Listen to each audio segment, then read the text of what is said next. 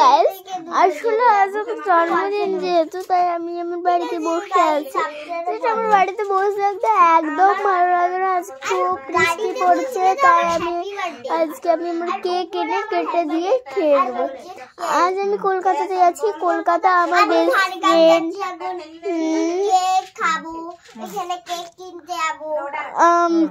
আপনারা কিন্তু একদম সারপ্রাইজ দিবেন।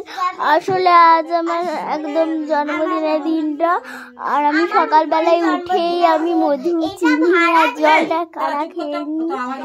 তারপর আমি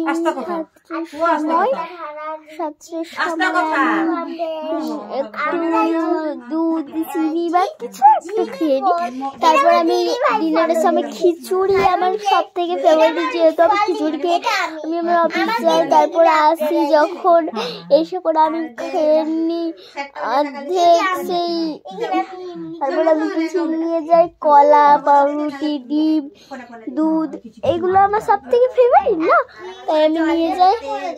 তারপর যখন দুপুরে একটু ভাত সবজি সাজিয়ে একদম কি সুন্দর লাগে, তারপর বাড়িতে যে আমি খাই, খেয়ে দিয়ে একটু রেস্টুরেন্ট হবে।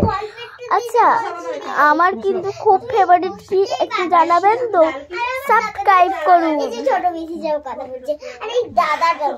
ওকে, সাবস্ক্রাইব।